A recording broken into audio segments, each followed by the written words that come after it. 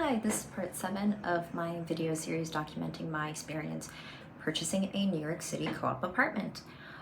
So in the previous video, I talked about the co-op application and the co-op interview, and in this video, I'm going to talk about closing. Yay! So at this point in the process, my husband and I were approved for our co-op purchase, and closing had been scheduled by our lawyer. So what exactly happens between scheduling closing and actual closing? That's a good question. For us, a few days after closing had been scheduled, we heard from our agent and then from our lawyer that the sellers actually wanted additional time in the apartment past closing. We were not happy to hear that because we were trying to move into the new apartment as quickly as possible. Our lease was up and we wanted to get out of the apartment that we were living in at the time. But because it was in the contract that they could stay X number of days without paying anything, and after that they would only pay $250 a day, and that them telling us beforehand that they wanted to stay an additional 10 days was actually kind of nice of them to tell us beforehand. So eventually we agreed, and I don't think it's uncommon for owners to stay past closing or to need to change what happens around closing. But our lawyer wrote up a post-closing agreement for us, and that was a way to one, get compensation for having to find housing for that time, and also she wanted to protect us from being in a situation where the sellers just never leave. And so she wrote up this post-closing agreement where it was kind of stated how much they would pay upfront for our living arrangements, but also that they would have to pay for per diem mortgage fees and maintenance costs, and that wound up being deducted from the amount we paid at closing. And in the agreement, it also stated that we were not going to be in a tenant-landlord relationship, and that if the sellers did not leave the property by a certain day at a certain time, we were within our right to call the sheriffs and have them forcibly removed, which of course that never happened. It was just one of those situations where when you find out that the sellers, that the people currently residing in a place suddenly don't want to move out, and it's kind of unclear how long they might stay, and when they'll actually be able to move, you kind of want to make sure that they don't stay forever, and that they don't just suddenly, on the day of when they're supposed to leave, that they just continue staying. You don't want to be in that position, especially when you're coordinating moving companies and move-in times with the co-op.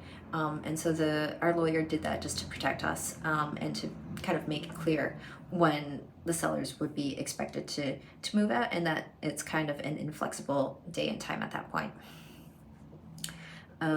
So she wrote up this post-closing agreement for us, and then we signed it, the seller signed it, and everything seemed hunky-dory. And yeah, and then there was a lull. We weren't really sure what was supposed to happen. We had asked our bank if there was anything we needed to do after closing had been scheduled. They told us to upload additional pay stubs and bank statements just to verify that we had the money going into closing. And they said that we were good, and that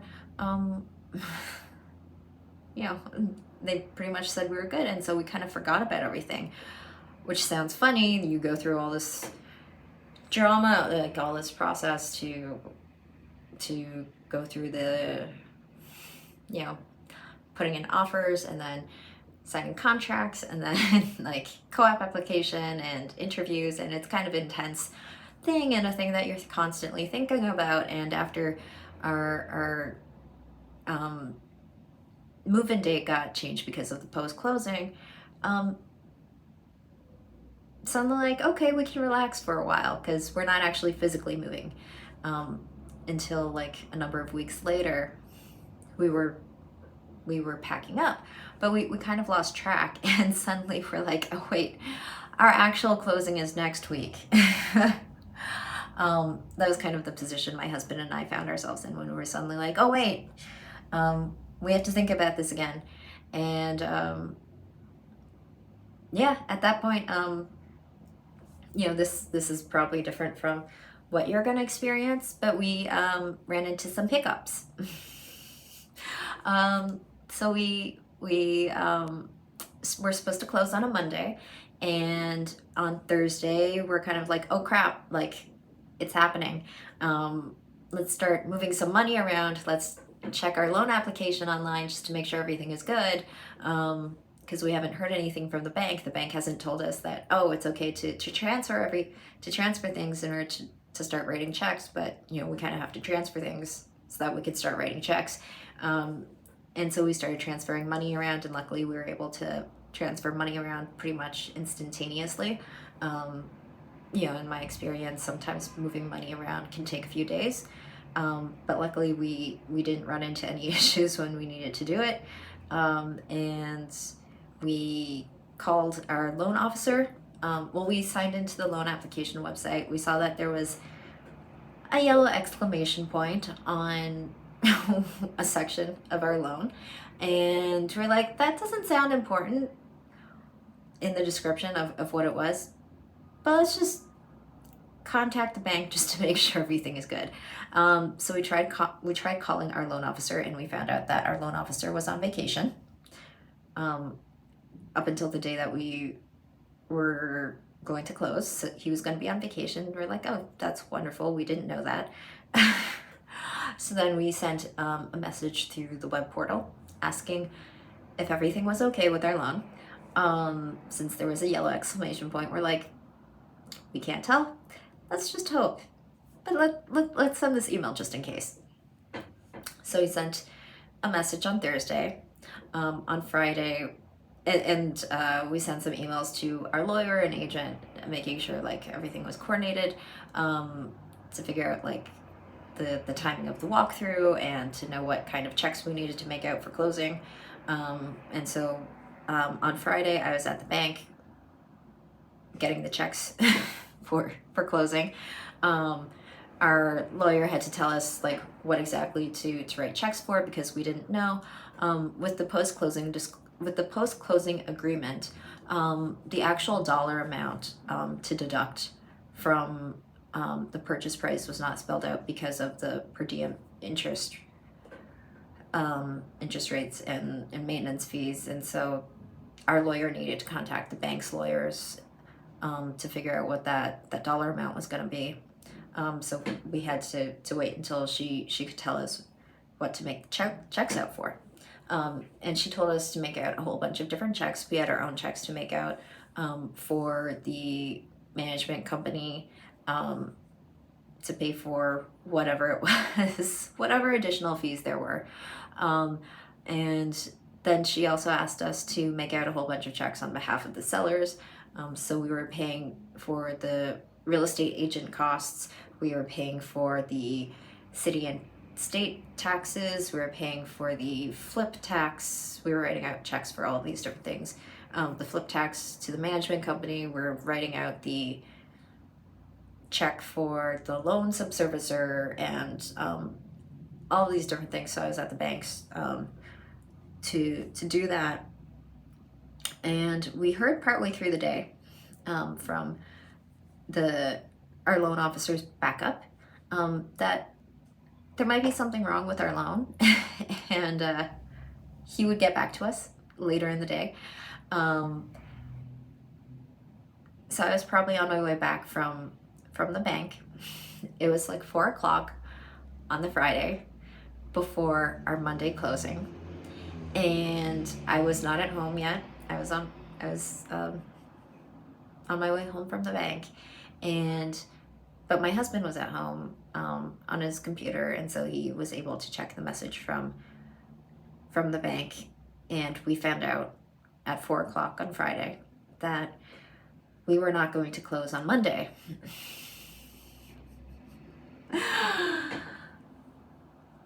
And so in the aftermath of finding out that we could not close on Monday, we told our agent and our lawyer, who were also very confused. But our lawyer was like, that's why no one from the bank's attorney's office will respond to me.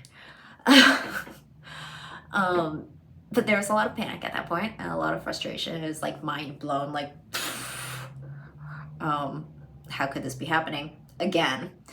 So there was some panicking, and the bank manager that had saved us during the Aztec form fiasco had to step in again.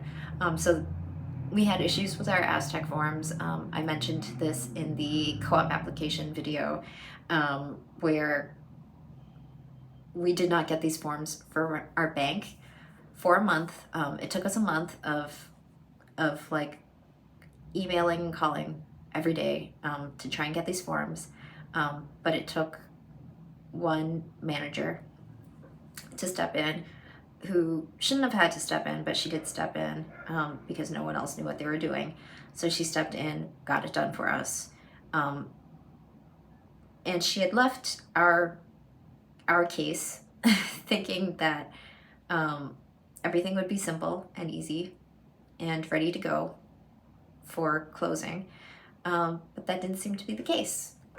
So she had to step in again, and we didn't know what was the reason for us not being able to close suddenly, but we found out from her what had happened. So what is supposed to happen with closing, before closing, maybe about a week out, you're probably supposed to get, it's probably about a week out, you're supposed to get something called a closing disclosure. So the bank is supposed to automatically generate this closing disclosure document that itemizes the different closing costs that you would need to pay for at closing, so how much money you would need. And it's something that was created during the Obama era. It's something really inflexible, and the buyers, lendees, whatever you want to call us, we had to see this closing disclosure document 3 days prior to closing. And that's a requirement. And there aren't really many ways around it. There are some sort of emergency situations, like life or death situations that we did not qualify for, where we might have been able to bypass it, but it's very inflexible. And because no one noticed at the bank that our closing disclosure was not automatically generated, we would not have the 72 hours to review it. We did not meet the requirement to see it 72 hours before closing. And that's why closing had to be delayed. So this poor manager, she had to find somebody, because it was 4 o'clock, everybody had already left. Everyone had already stopped working at the bank, and she had to quickly find someone who was still working on the East Coast, who was willing to manually put together this closing disclosure document for us. And so she was on the phone with us on Friday night, verifying that we had actually opened the document, so that closing could then commence on Tuesday instead of Monday. And she was going to personally oversee our case and make sure everything happens prior to closing. So that's what happened for us. And like I said before, what would probably happen in most circumstances for other people is that you get a closing disclosure, maybe a week in advance, and those numbers, those closing estimates from the bank, are supposed to stay fixed for 7 or 10 days. The bank will then go through all of their internal processes and steps, in order to get to a state called clear to close. And at that point, then closing can actually occur. And we, because it was all fucked up for us, the bank manager who was working with us, she had to rally the troops on Monday, early Monday, and get all of the different processes that are supposed to happen over the course of several days or a week. She had to do it all in one day, and make sure everybody was on board, and just like making sure that we didn't close later than Tuesday. And so she did all of these things. She was giving us updates on Monday all throughout the day to make sure that we got to make sure we understood what was happening and that we could get to the clear to close state, which we did, I think, late Monday afternoon. But yeah, you're supposed to get that thing, the closing disclosure form, and then go to closing. And during that time, waiting for the bank to get everything done and ready, we went through a walkthrough of the apartment. It was not going to be the real walkthrough, because the real walkthrough would happen after closing, after the sellers have moved out of the apartment and we can actually gauge the condition of the apartment. But we went to see the apartment anyway, like a day or two before closing, and we kind of looked around with our agent and their agent.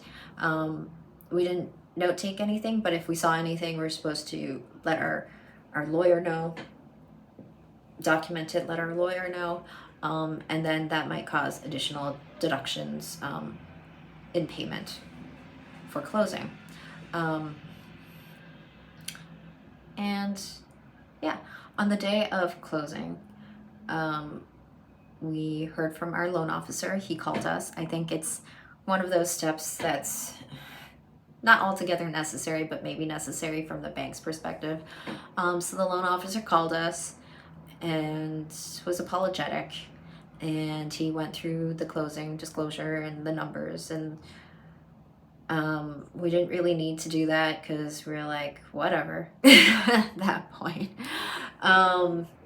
So that was our last point of contact with him. And I guess one of the reasons that they want to kind of close the loop on the whole thing is that at that point, after closing, what you access on, at least what we experienced on the web portal, so we went from being able to view all of our loan application documentation and having like this message history, so all of that disappeared, and we just go to, now when we log into the web portal, it's just about payments and paying things. And so that was going to be the last point of time where we're really engaging with our loan officer, because after that he's done and he moves on to other things. So that's what happened. And yeah, the bank fucked up again, and we were extremely, extremely panicked because suddenly closing wasn't happening. And the only reason we found out closing wasn't happening was because we reached out to them to see if everything was good and if we were going to be able to close. But no one on their side, no one on the bank side checked. No one noticed that there was a problem, and we didn't get our closing disclosure document. So it was just so annoying and frustrating and anger-inducing. And the bank manager that worked with us, she was so in disbelief that it happened to us again, even though she had personally tried to make sure that our file was as easy as possible to get through for closing. But yeah, what happens on the day of closing? Since we talked to our loan officer, later that day we went to closing. For us, closing was at the bank's attorney's office in Midtown Manhattan. Ordinarily, it would have been at the management company's office, but because of pandemic, the management office decided to do their part remotely, and their part was sending out all of the paperwork to the seller's lawyer. So the seller's lawyer was the one who brought all the paperwork to the closing. Now, who was at closing? So in our situation, the bank's attorney, um, us, our attorney, the seller's attorney, um, and because we were passing out all these different checks, partway through the process, the real estate agents and the loan subservicer also came in. When we got there, we had to hand over our IDs so that they could photocopy them, and we waited around for the different attorneys to appear. This was the first time we actually met our attorney, our lawyer, in person, because everything had been through phone and through email before that. It was also the first time we saw the sellers, and because all of our communication with the sellers had been filtered through our attorney and our real estate agent. So it was the first time we actually saw the people in person, and so it was the first time that we could really ask them questions about, is there anything we need to know about the apartment or about the co-op and all of this fun stuff. So just so you're aware, if you do have any outstanding questions, closing is kind of the best time to get their information, their personal information, if you want to stay in contact. Yeah, there's a lot of paperwork and a lot of signing. And our lawyer was there to actually explain all of the different documentation we were signing. So she would explain it to us and then we would sign it. And it was a bit of an assembly line where she would hand over paperwork, explain what's on the paperwork. I would sign it, my husband would sign it. If necessary, the sellers would sign it. And then it would get passed over to the bank's attorney who notarizes everything. So that's just kind of how it worked. She would explain everything, I would sign it, he would sign it, he being my husband, the sellers would sign it, and then the bank attorney notarizes it. Closing is kind of funny because it's just, we didn't know what to expect.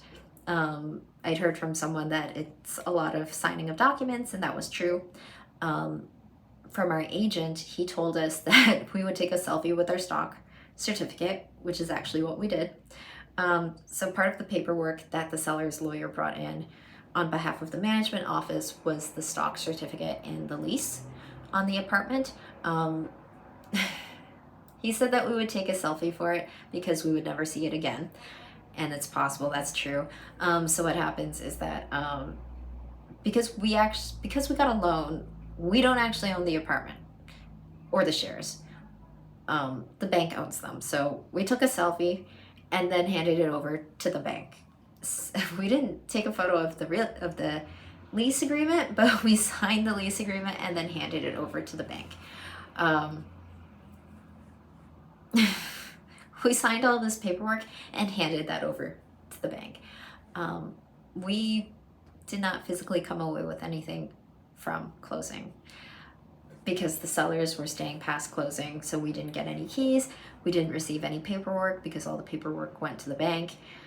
We physically left closing with kind of nothing in hand. Like we had passed out all the different checks to people, and just kind of left knowing that nothing immediately changed, like we weren't physically moving yet, but that the state of things had changed. So we had to mentally know that things were different, but we physically had no evidence that it had changed. That was kind of funny. It's kind of an existential thing about what is real and what is not real. We did get the paperwork later. Our lawyer sent us a digital copy of all the documents that we signed. And one thing I didn't mention, so we did all this stuff at the bank attorney's, and we had made out all these checks, but the big check comes from the bank that gets given to the sellers or whoever they asked for it to come from. And so that the big check from the bank, like since we're at the bank attorney's office, they sign a check and then it gets handed over to them. In our situation, the bank also signed a check for our lawyer, so we were supposed to pay We had already paid a deposit for our lawyer, but the rest of the payment was supposed to happen there because of the deductions and everything. The lawyer's amount just came from the bank directly, so we didn't have to write a separate check for her. Oh, and all of the checks have to be certified checks. I don't think money orders will necessarily go up as high as the checks are worth, so all of them had to be like certified checks, like bank checks. They couldn't be personal checks for closing. I'm trying to think if there was anything else at closing that we should mention. Oh yeah, it was pandemic, so the doors were open to allow for circulation. I don't think there was anything else. It was just kind of like it took a while to get through the paperwork, and that was about it. Then we had post closing, so like 10 days later, we went to the apartment and got the keys. We did the final walkthrough. Our real estate agent did the walkthrough for us. So he got there early. He collected the keys from the sellers. He checked all of the outlets and all of the faucets and sinks and all of the different appliances for us. But if we had noticed anything, we were supposed to write him and our lawyer an email so that we can be compensated for any additional defects. But there was nothing wrong with the apartment, so it was all good. So yeah, that's kind of how like the lead up to closing happened and how closing happened. After we moved in, we did hear back from the bank. The bank manager who we had been working with had told us beforehand that she was going to try and get us some money for all of our pain and trouble and suffering and stress from having worked with them. And we did get that check from them. I think we would rather just had an easy process instead of having to go through all of those headaches. Like, it would have just been so much easier if none of that other stuff happened. But it is what it is. So we got some money in compensation for it. Hopefully you never have to experience that. Hopefully it all just kind of works and works easily. But it's something to be aware of, is that you're supposed to get a closing disclosure document. And if you haven't gotten it at least 3 days in advance, you might need to worry and contact your loan officer. Yeah, so kind of what are some of my key takeaways from this whole experience? There are a number of them. One of which is that New York is really fucking expensive, and New York City, I mean, is really fucking expensive. You need more money than you might think because of the liquidity requirements of co-ops. New York is a real fucking pain in the ass, and that co-ops are so different from everything else, but you're most likely to get a co-op unless you can afford purchasing a condo. And that every borough is a little different, every neighborhood is a little different, and every co-op is completely unique. And so it just requires a lot of specialty and a lot of knowledge to know what you're doing, and it takes a lot of time in order to get to the point where you know what you're doing enough to put a bid on something, unless you're comfortable with making mistakes. And my husband and I didn't want to make a mistake on this purchase. So it takes a lot of time, it takes a lot of knowledge and effort putting together the co-op application. You just have to jump through a lot of different hoops if you want to live in New York City, and you have to know that New York City is kind of where you want to stay, or at least where you're comfortable parking a significant amount of your money into. Yeah, those are things. Also, that big banks aren't necessarily working in your best interest. Sometimes you might be under the impression, like we were, that because it's a big bank, they should know how to do a mortgage loan in New York City, because there are so many fucking people in New York City and so much history in New York City. You'd think that they'd fucking know what they need to do, but that's not always the case, because sometimes they just treat you like a cookie cutter loan application which is not true for mortgages of co-ops. And so we did not get someone who was actually local to the area. Our loan officer was working out of Mountain Time Zone and not out of the Northeast. And he told us in our last phone call with him that he had not worked on a co-op application in many years, and he didn't really know what was supposed to happen. When he told us that, we were not at all surprised, because all evidence pointed to that situation. But he was also thrown under the bus a bit because the people at the company were not working well with him either. But it just, they didn't know what they were doing. And I can't tell you that a small local bank would have necessarily given us the best experience either, but it's possible that they would have done a much better job. So I guess word to the wise is just be careful of who you're working with. We had met our real estate agent before committing to him. And we never had to sign paperwork in order to commit to him. We just decided that we wanted to move forward with him and just started working with him. But we had kind of vetted him, our real estate agent. We got our lawyer through a trusted friend, but it was just the bank that we didn't really vet in any way and just assumed that they would know what they're doing, and that was not the case. So it's very important to choose the right people that you're going to work with on something as important as buying real estate. Because if they don't know what they're doing, it just makes everything so much harder and more stressful. And because it's such an important purchase, you don't really want to fuck up if you don't have to. So just word to the wise is, maybe shop around for your bank a little bit more than we did. Another thing is that you disclose a lot of information, a lot of financial information, to a bunch of strangers.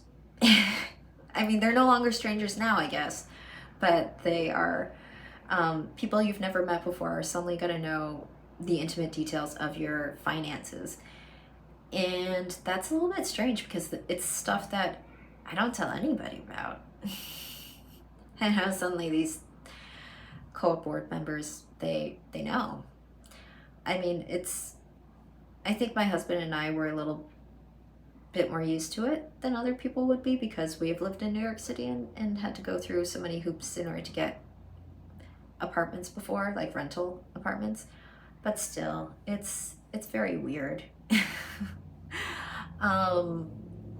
And I guess finally, you make one of life's most important financial decisions after spending 20 or 30 minutes in someone else's home.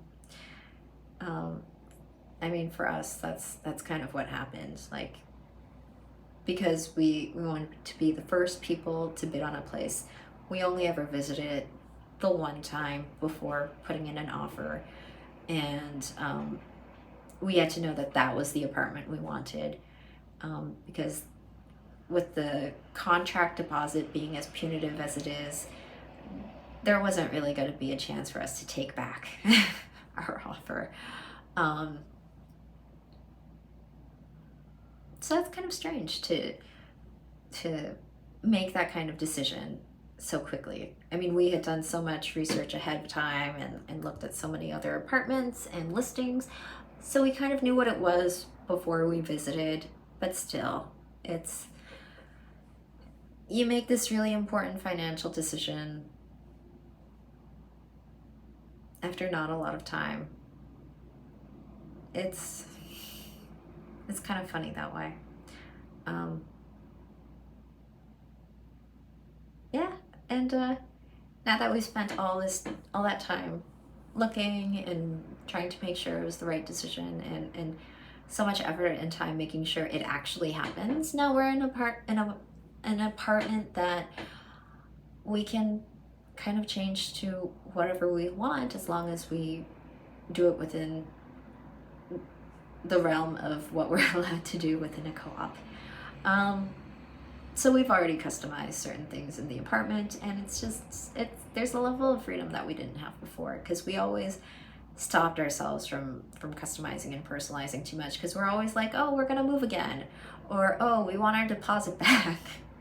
And now that we've kind of chosen a place and are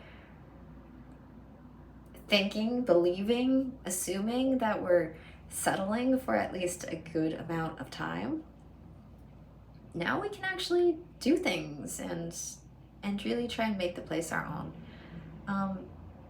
So that's been incredibly rewarding, and kind of the whole point of the thing is to be happy where you now live, and know that you're just going to be there for a while, and that, you know, your mortgage payments are locked in. You're not going to have to worry about someone raising the rent on you. And if you don't like something about your apartment, you can now do something about it and change it. And so that's just remarkable. Like home ownership, it's remarkable. But yeah, those are my takeaways from this whole process. If you watched this to the end, thank you so much. If you watched the other videos, holy crap, thank you. I hope that whoever watched it now has a better idea of what buying a co-op apartment in New York City is now like. I hope that you learned something, that you're able to put it in use somehow. If you aren't interested in buying a New York City co-op apartment, but you watched it anyway, okay, you do you spend your time doing what you want. I guess thank you. But anyway, I hope you all learned something, and stay safe and take care. Bye.